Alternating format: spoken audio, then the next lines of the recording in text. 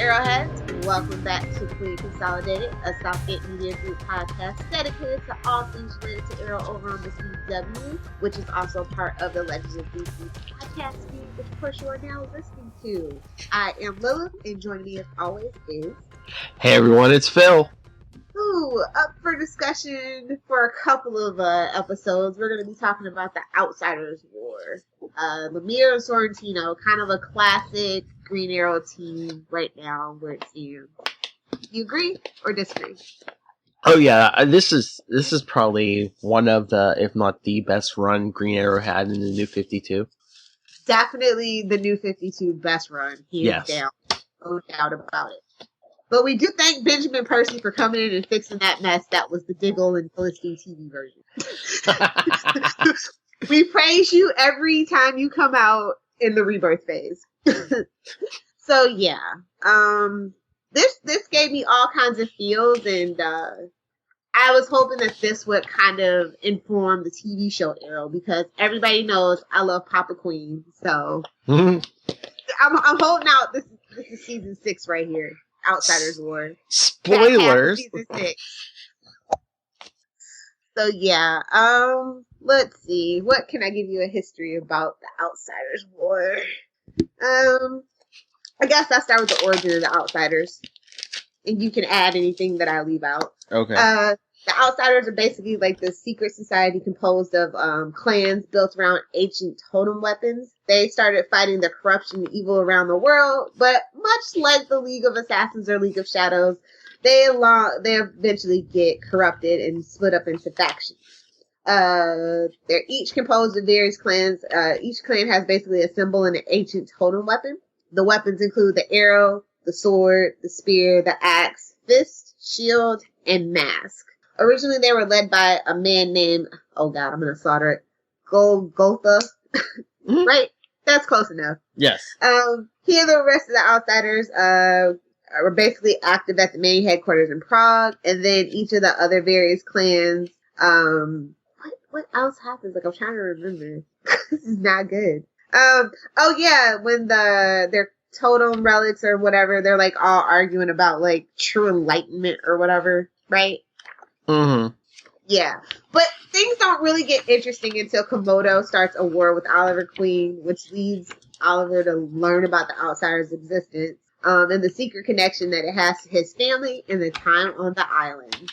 Now I'm just going to leave it at that, and we're going to delve into it issue by issue, and you can start to see.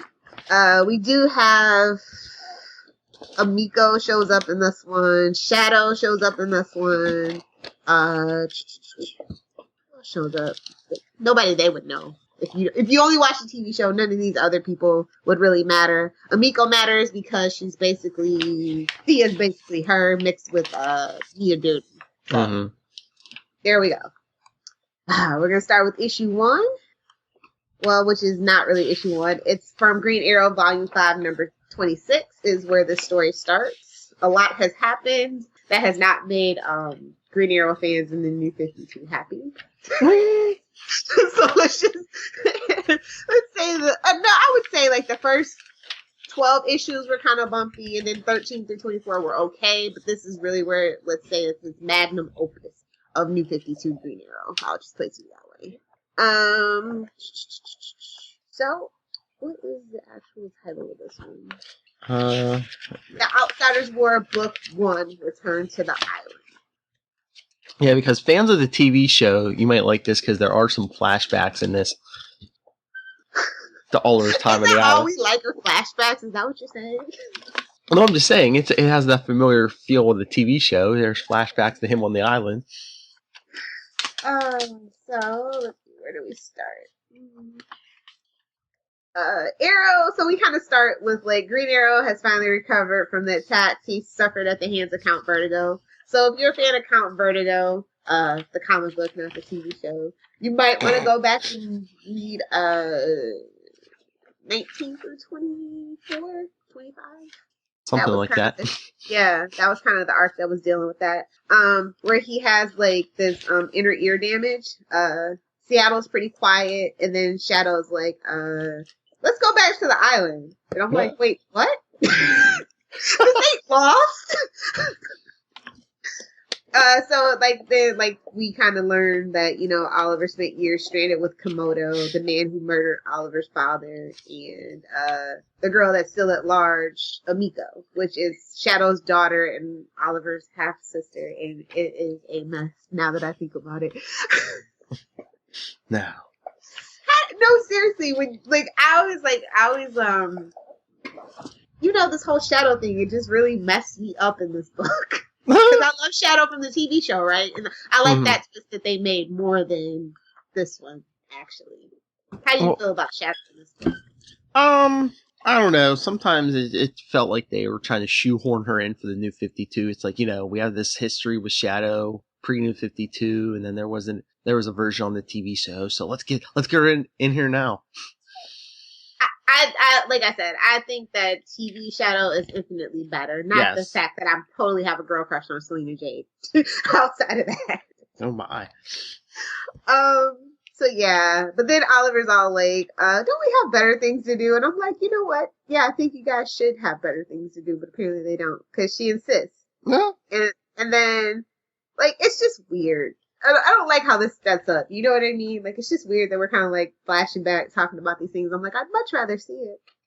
Oh yeah. But yeah, basically it's all she's just trying to work this up to get Amiko back, basically, is what she's trying to do, and trying to sucker Ollie into doing it with her. Let's see. He says that, we were there for a long time, so we should have no problem following it. And then he's like, and then they're also talking about looking for the arrowhead and whatever. And then they bring up Henry Fifth. Right? Is that how you pronounce it? I don't know. I'm pretty sure. I forget the history with Henry Fifth. Do you know? How he fits into the New 52? I'm trying to remember. I don't know if they ever gave him. He's like the hacker. And they use him in Rebirth. They just used him in that issue that we talked about on Shameless Plug Alert. World's Finest. Green Arrow had a new issue come out not too long ago when we were talking about it. And then we were also talking about on Reddit about how this is how a hacker should be in the Green Arrow world versus how Felicity is on the TV show. Let me see. Sometime before the death of Walter Emerson, Ollie personally fired Henry Fifth from Q Corps for stalking Naomi Singh. So that's what I remember. Yeah, I think that's about what we got for an origin. I don't think they ever went too in depth on his origin. And then for some reason he asked him for help again. Well, yeah, 'cause they got rid of Felicity. Yeah, and Jax. It had something to do with Jax. I remember that. Uh-huh. And then he also needed help infiltrating Queen Industries. So it's just so basically about the Magus. So it all comes back into this. So it's just okay, yeah. But yeah, that's where we are with that one. And Naomi Singh comes up, and I'm always like, is she related to Captain Singh or nah? Oh no! Don't anger those TV fans. So yeah. I like this character in Rebirth, not so much in this one. Mm-hmm. Trying to keep it consistent. My notes are all over the place. Let's see. So what did you? I know you said you like Lemire's run, but what did you think of this version of Oliver? Kind of he was younger than he had been portrayed before, and they were probably going for trying to make him closer to Stephen Amell. What were your thoughts on this version? I like an older Green Arrow. Usually, he's at that 40-ish mark. Mm-hmm. You know what I mean? And I like that because it's grizzled. It gives him time. He seems a lot more centered. And this Oliver, younger Oliver, just, I don't know. For this particular, for Jeff Lemire's run, it worked. But earlier in the story, just with much in New 52, where everybody had to be, basically 25 and in their prime, I just didn't agree with it. And and I don't think they intentionally planned on it, but just when they de-aged everyone, it seemed to dumb them down a little bit. Young, dumb, and well, you can Google it. That phrase. And it showed in every single character for at least the first 13 issues of every single New 52 run. It drove me insane. Green Arrow, Superman, Batman. Yeah. Yeah. Unless it was Batman Inc., which they abruptly canceled, and I was so mad. But, ugh. Yeah, but it works in this case. But when you start thinking about the timeline, and then you start thinking, well, this is why they had to do this with Shadow and Amiko. It's just like, ugh, you know what I mean? Yeah, well, that's the other thing. That's why they had to make Amiko. I mean, not Amiko. That's why they had to do with Shadow what they did, because since Oliver was so young now, younger than her. So, I mean, he made it work, but it was a lot of mental gymnastics to make it work. Put it that way. Yes. I mean, did you like young Oliver? He had his moments, like you said. It worked in this arc, but yeah, some of the previous arcs to this, and even a little bit after this, I was like, oh, come on, bring back the older Oliver. Yeah. And honestly, I don't think he's that much older, or they haven't really said for Rebirth, but he seems a lot more mature and grounded. And I think that if they just had done that instead of just being all wild, it would have maybe not been so I don't know. Well, yeah, they made him a little wiser. They gave him back the goatee, so it's a little harder to gauge an age. Yeah. And I like this outfit and the artwork only because it reminds me of Justin Hartley in Smallville. Mm-hmm. So don't judge me. What else? I would not go back to that island if I was them, ever. What about you? It just, I don't know, it just felt like we were just out of nowhere. We're just like, okay, let's go on a crazy adventure. I think that was one of my main things with the setup for the story. I know, at least Oliver, I'd be like, yeah, no, that's okay. Call me when you get back. What else? They talk about, she's like, no matter what you think, I'm gonna go to the island. And she's like, I'm gonna have Komodo's head for what he did. So, yeah. She's on a vengeance mission, so. Kind of it reminded me of Huntress in the TV show season 1 a little bit. How obsessed she was with Komodo. I could see that.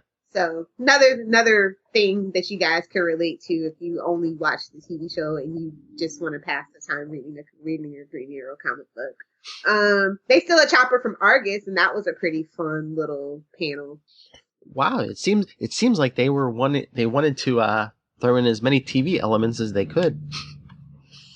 Had Argus showed up at this point? I'm trying to think. Well, this issue, the cover date for this issue was February 2014. So yeah, they had. Lila had been a little self-known, I think, at this point. Then they get a ship they said that if they take they can be in the island within a week, and he's like, and he can barely remember what life before the island was, and then he's like, I was a boy. I was just like, you're still a boy. Yeah. And they just kind of talk about what a tabla rosa he was or whatever. And then we kind of cut to Black Mesa and John Butcher meeting with Magus. And they explain the time has come to unite the road clans. And I'm just like, oh, okay. Oliver also brought his bows and arrows. He's like, but even though they were like, it's supposed to be deserted, he's like, well, I don't know. This could lead to nothing, but we should just be prepared. And I'm just like, that a boy. And Oliver gets all this deja vu or whatever. And then he's like, talking about how his father tried to encourage him toward archery and how he didn't really want to or whatever. I was just like, you're butchering it, Lemire. I don't know. I am a sucker for original old school Oliver Queen's origin story. I really am. Yeah, I don't. That's the thing that got. I mean, I know why they did it for the TV show, but I don't know. You like the original version of the origin where he was basically on the island for himself for the 5 years. Exactly. Yeah. And he was self-made, and that's what was so great about it. You know what I mean? Yeah, he was that self-made man. Yes. Kind of, it's like a shortened version of Batman, if you will. You know what I mean? But he's self-made nonetheless, no help. Yeah. So that's why I like it. And then what else? And then he talks about, I shouldn't have slacked off on those lessons, and he talks about disappointing his father, and then he goes, it was finally hunger that pursued, he started taking it seriously, and it became a necessity, and that's when he became a hunter. And that's where this story basically is alluding to, you know what I mean? And that's fine. And then he's like, hopefully my father would have been proud of me finally. And then he's like, I feel like my father is watching over me. So there's a lot of, I'll just say there's a lot of not so subtle hints. It was New 52, and they definitely telegraphed a lot of things and beat you over the head. Yep. Oh yeah. But then he's like, what else? They arrive at their destination, and Shadow's like, "Give me the arrow, the explosive tipped arrow." And then they aim at a rock face, and then the explosion reveals a cave. And then she's like, "This may be why we never found the totem arrow on the island. It's because we were not looking within." And I'm just like, "Oh God, the metaphors! I can't." Oh. And then, meanwhile, which is pretty much the rest of the issue, in Prague, Komodo returns to the Outsiders and is like, "Oh, this is what Oliver's been up to. We gotta go pursue Oliver and Shadow to the island." And that's when Golgotha warns that he best serves them by standing and running, by staying and running Stellmore Industries. And then, like, they kind of reveal that they sent Kodiak and the Shield plan to kill Shadow and Oliver by sundown. And I'm like, yeah, no. But, I mean, for a setup book, it's pretty good. But like I said, they telegraph a lot. Mm-hmm. They really beat you over the head once you reread it. You're like, oh, God. How did I not see that coming? But I thought this issue, like I said, it's okay for a setup. But it's not my favorite. It's not my favorite in the run. By far. Well, yeah, like you said, it's a setup, and they're trying to tie in what came, previously to now, and hey, something big's coming. Yeah, basically. Mm-hmm. Are you a fan of year one? Somewhat. I'm not like a huge fan. Yeah, me neither. But I feel like everybody feels tied to that story now for some reason, and I can't really figure out why. It's like the modern telling of it, and everyone wants to, yeah. It washes away so much, though. And I think that's why I ended up ultimately enjoying this a little bit more, even though it's a much shorter run than year one. Mm-hmm. He packed in so much into it, and then also Komodo's awesome. Yeah. So, Komodo, I was really disappointed with how they portrayed Komodo in the movie. It was basically a one and done, and that's just crazy. An actual Green Arrow villain, you one and done him. So upset. So, who is your favorite person in this issue? I'd say probably Shadow. I like the villains. I like their plotting and scheming, very crime syndicate-esque. That's like my favorite thing ever. Mm-hmm. Sorry, Legion of Doom. Both TV show and comic book. Legion of Mischief. Legion of Teenage Troublesomeness. Oh, so do you have a favorite panel? I always act like I'm surprised when you ask me this every time. This art is so good. I like a lot of the backdrops, like when they do like that like 2-page half, that 2-page half of panel spread on the island, and even when they go into the island, like that cave. I mean, that's like some beautiful artwork. Yeah, I think my favorite is when basically they're doing the air, they blow up the air to reveal the cave. Mm-hmm. Very simple. I like it. I think Sorrentino works best when he has like a big canvas, and you know what I mean? Yeah. I think my favorite character is Oliver, because I'd be the same way. Hell no, I'm not going back. And also, Tommy Merlin was mentioned in a flashback. I just want to say that. So, all signs point to Tommy. Yeah. So it's just like, and then I just want to mention that we also, a couple of other places get mentioned. Starfish Island. And I just because I'm such a huge Lost fan, anytime they say like the South Pacific, and I'm just like, oh no. So yeah, it's kind of itches my fandom obsession on a lot of levels, and I don't think that this really left me wanting more, but it was just like, okay, this is the start of a new arc. It's the Outsiders. Hell yeah, let's do this. You know what I mean? Yeah, what would you give it as a grade? Oh no. As the setup issue, I mean, probably a B, because like you were saying, it probably wasn't my favorite, but yeah, I mean, rereading the whole arc a couple days ago, I was like, oh yeah, I forgot how good this was. I agree. It's a B for me too. I think the artwork is just so phenomenal though. It's like one of the best things about this particular issue. Mm-hmm. So like while the story is kind of just like, your prototypical setup, the art keeps me going. Yeah, so I guess it's time for some shameless plugs maybe. Yes.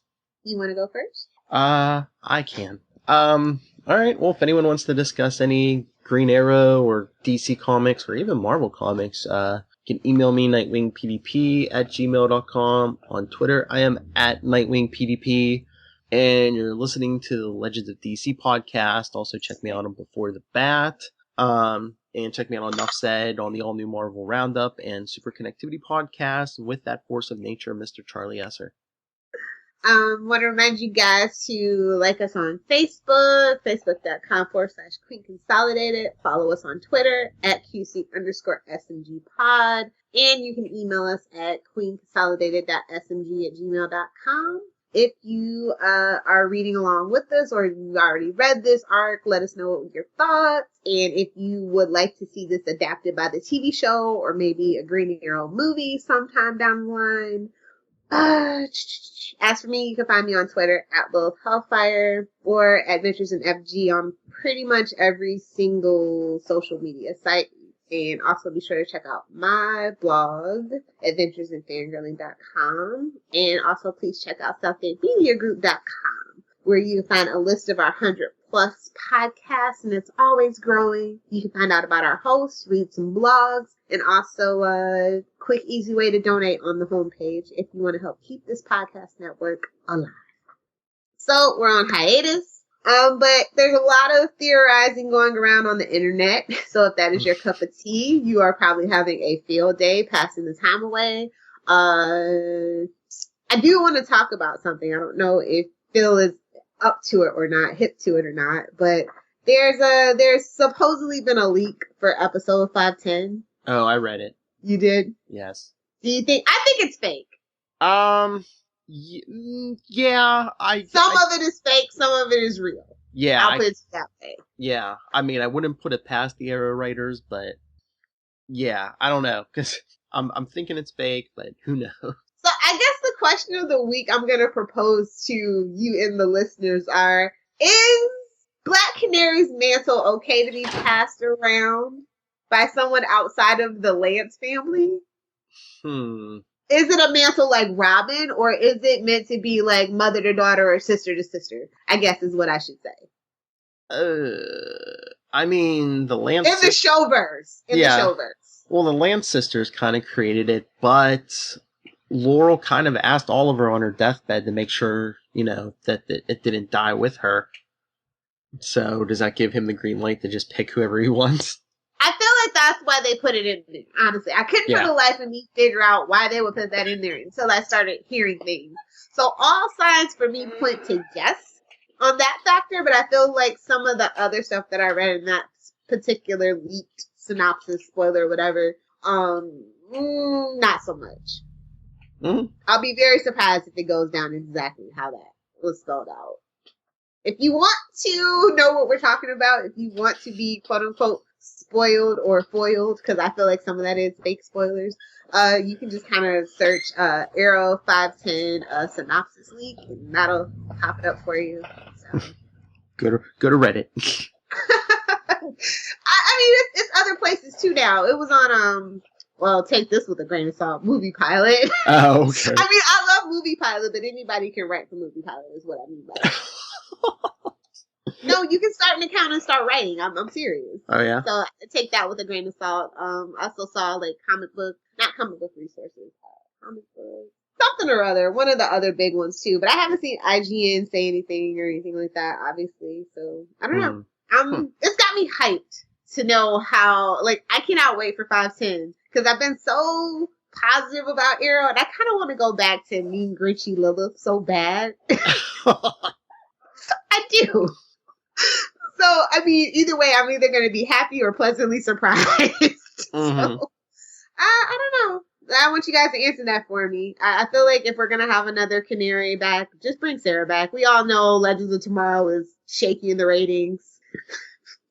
So, I mean, if we're going to get rid of that show, just bring Sarah back and we don't have to worry about another We don't have to worry about anything. Mm? I mean, right? Yeah. I feel like that's the only really logical conclusion to that, if in fact they don't want to have the character of Black Siren or Black Canary as played by Katie Cassidy. Just bring back the other Katie and just call it a day. I just wonder if they're gonna run it past Sarah, you know. I mean, but this is the crazy thing. It's like, I know for a fact that the character of Laurel Lance has some things to do on Legends of Tomorrow. So I just can't figure out I can't reconcile how those two things can be true. Like, I don't know. Mm-hmm. I don't know. I'm very interested to see how it goes. And I'm very interested to see if my new theory about who Prometheus is true. Huh. My new theory is Prometheus is not one man, but a collective of people that the Arrow, Green Arrow, and the Hood have wronged. Resistance is futile. Well, you know, Susanna Thompson was the Board Queen. So, it's all connected. Oh, wait, wrong universe. That's as close as we're going to get to a secret connection before we can see. Anyway, guys, please give us your feedback. I hope the hiatus is being kind to you. And until next time, this is Queen Consolidated, signing off.